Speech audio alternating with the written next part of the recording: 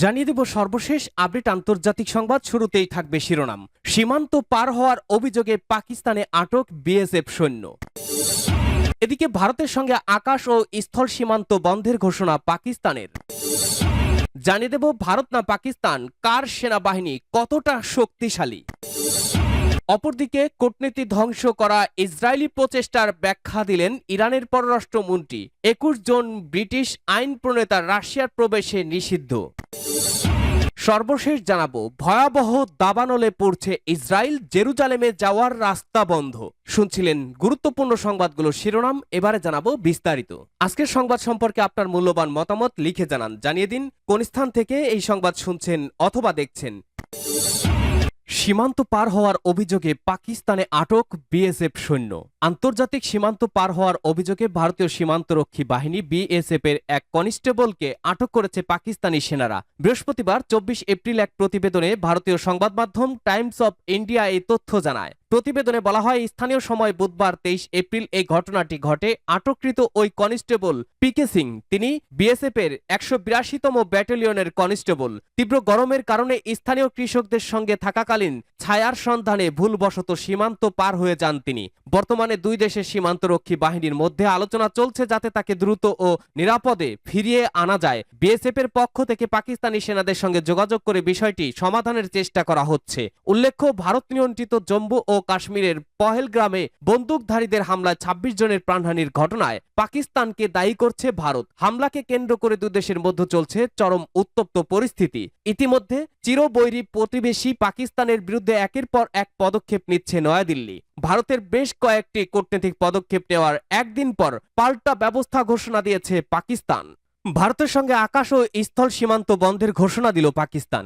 ভারত নিয়ন্ত্রিত জম্মু ও কাশ্মীরের পহেলগ্রামে বন্দুকধারীদের হামলায় 26 জনের প্রাণহানির ঘটনায় পাকিস্তানকে দায়ী করে ভারত। হামলার ঘটনার পর চিরবৈরী প্রতিবেশী পাকিস্তানের বিরুদ্ধে একের পর এক পদক্ষেপ নিচ্ছে নয়াদিল্লি। এসব পদক্ষেপের মধ্যে পাকিস্তানি নাগরিকদের সব ধরনের ভিসা স্থগিত সহ বেশ কয়েকটি বিষয়ে নিষেধাজ্ঞা দেওয়া হয়েছে। পেহেলগ্রামে সন্ত্রাসী হামলার ঘটনায় ভারতের বেশ কয়েকটি কূটনৈতিক পদক্ষেপ নেওয়ার একদিন পরই পাল্টা ব্যবস্থার ঘোষণা দিল পাকিস্তান। দেশটির মধ্যে তৃতীয় কোনো দেশের সঙ্গে ভারতের সব ধরনের বাণিজ্য স্থগিত করেছে ইসলামাবাদ। এক প্রতিবেদনে ব্রিটিশ সংবাদ সংস্থা রয়টার্স এই তথ্য জানায়। প্রতিবেদনে বলা হয়, স্থানীয় সময় বৃহস্পতিবার 24 এপ্রিল প্রধানমন্ত্রী শেহবাজ শরীফের নেতৃত্বে জাতীয় নিরাপত্তা কমিটির এনএসসি বৈঠকের পর পাকিস্তান থেকে এই প্রতিক্রিয়া জানানো হয়। বৈঠকে প্রতিরক্ষা মন্ত্রী, পররাষ্ট্রমন্ত্রী, স্বরাষ্ট্রমন্ত্রী, জাতীয় নিরাপত্তা উপদেষ্টা ও সশস্ত্র বাহিনীর প্রধান সহ শীর্ষ সরকারি ও সামরিক কর্মকর্তারাও উপস্থিত ছিলেন। মূলত ভারতের সাথে বাণিজ্য, দ্বিপাক্ষিক চুক্তি,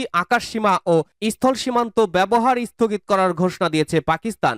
এদিকে বৃহস্পতিবার প্রধানমন্ত্রী শেহবাজ শরীফের কার্যালয় থেকে পাঠানো এক বিবৃতিতে পাক সরকার বলছে, সিন্ধু পানি চুক্তি স্থগিত রাখায় ভারতীয় ঘোষণাকে পাকিস্তান তীব্রভাবে প্রত্যাখ্যান করে। পাকিস্তানকে বরাদ্দকৃত পানি প্রবাহে বাধা দেওয়া চুক্তি স্থগিত করা যুদ্ধের শামিল হিসেবে বিবেচিত হবে। ঘনিয়ে আসছে যুদ্ধ, ভারত না পাকিস্তান কার সামরিক বাহিনী কতটা শক্তিশালী।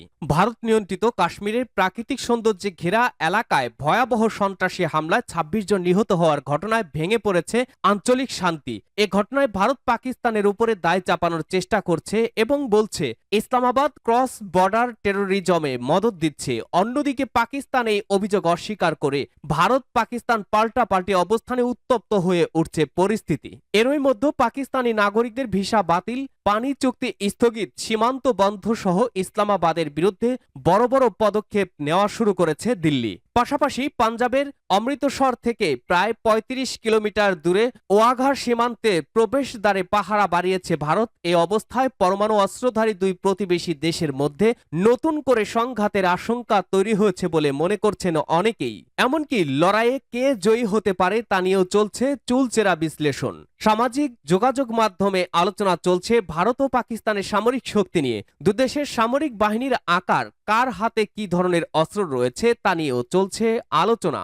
গ্লোবাল ফায়ার পাওয়ারের 2025 সালের রিপোর্ট অনুযায়ী সামরিক শক্তির নিরিখে বিশ্বের চতুর্থ সেরা দেশ এখন ভারত, আর পাকিস্তান আছে 12 নম্বরে।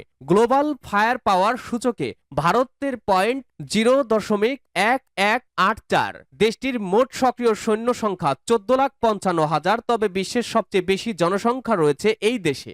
ভারতের মোট জনসংখ্যা 140 কোটিরও বেশি, ফলে এই দেশের রিজার্ভ সেনার সংখ্যা আরও অনেক বড়। অপরদিকে পাকিস্তানের সৈন্য সংখ্যা 9,35,800, রিজার্ভ সেনা 2,82,000। রিপোর্ট অনুযায়ী ভারতের ট্যাঙ্ক রয়েছে 4,201টি, পাকিস্তানের রয়েছে 2,627টি। ভারতের মোট এয়ারক্রাফট রয়েছে 2,229টি, অপরদিকে পাকিস্তানের রয়েছে 1,399টি। যুদ্ধ বিমান ভারতের রয়েছে 513টি, পাকিস্তানের রয়েছে 328টি। ভারতের হেলিকপ্টার রয়েছে 899টি, প্রেক্ষান্তরে পাকিস্তানের রয়েছে 373টি। অ্যাটাক হেলিকপ্টার রয়েছে ভারতের 80টি, পাকিস্তানের 57টি। বিশ্বের যেসব দেশ পারমাণবিক অস্ত্রের সংখ্যা বাড়াচ্ছে সেই তালিকায় ভারত ও পাকিস্তানও আছে। গত মার্চ মাসে এই সংক্রান্ত একটি প্রতিবেদন প্রকাশ করে যুক্তরাষ্ট্রের গবেষণা সংস্থা ফেডারেশন অব আমেরিকান সায়েন্টিস্ট, যেখানে দাবি করা হয় ভারতের ভান্ডারে মজুত রয়েছে 180টি পারমাণবিক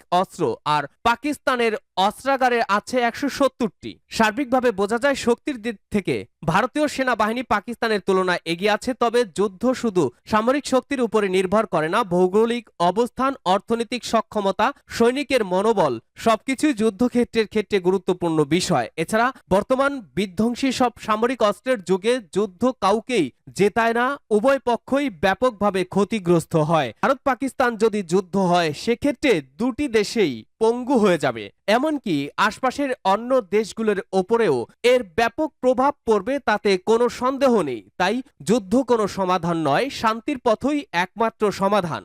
কূটনীতি ধ্বংস করা ইসরায়েলের প্রচেষ্টার ব্যাখ্যা দিলেন ইরানের পররাষ্ট্রমন্ত্রী। 21 জন ব্রিটিশ আইন প্রণেতার রাশিয়ার প্রবেশ নিষিদ্ধ। ইসলামী প্রজাতন্ত্র ইরানের পররাষ্ট্রমন্ত্রী বলেছেন, সকলের কাছে স্পষ্ট যে ইহুদিবাদী সরকার এবং বিশেষ কিছু স্বার্থান্বেষী গোষ্ঠী কূটনীতিকে ভিন্ন দিকে পরিচালিত করার প্রচেষ্টা চালিয়ে যাচ্ছে।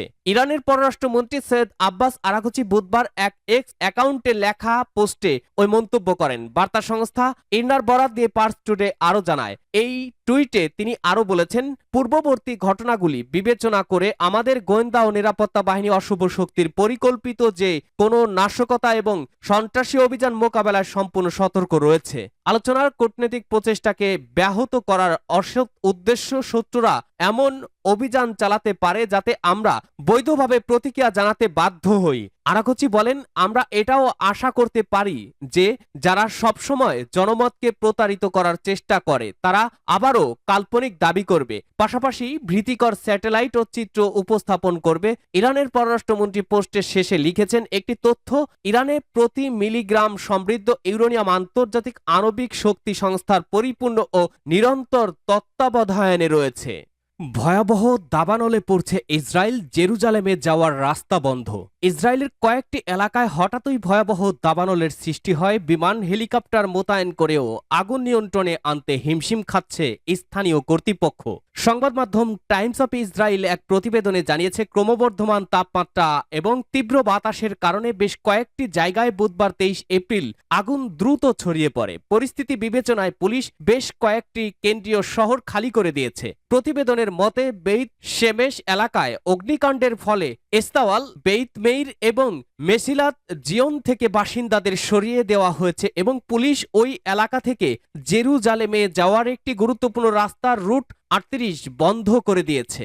জানা যায়, আগুন প্রথমে শহরের কেন্দ্রস্থলের কাছে মোসাব তারুমের কাছে ছড়িয়ে পড়ে। আগুন নেভানোর কাজ শুরু করার সময় প্রবল বাতাসের কারণে তা আরও বেড়ে যায়। ফায়ার অ্যান্ড রেস্কিউ অথরিটির একজন মুখপাত্র টাইমস অফ ইসরায়েলকে জানিয়েছেন, এ আগুনে 9 জন সামান্য আহত হয়েছেন, যার মধ্যে 7 জন দমকল কর্মী এবং 2 জন বেসামরিক ব্যক্তি রয়েছেন। অগ্নি নির্বাপন ও উদ্ধার কর্তৃপক্ষ আগুন নেভানোর জন্য 6টি জেলা থেকে অগ্নি নির্বাপকদের তালিকাভুক্ত করেছে এবং ইসরায়েলি প্রতিরক্ষা বাহিনী আইডিএফও আগুন নেভানোর কাজে যোগ দিয়েছে।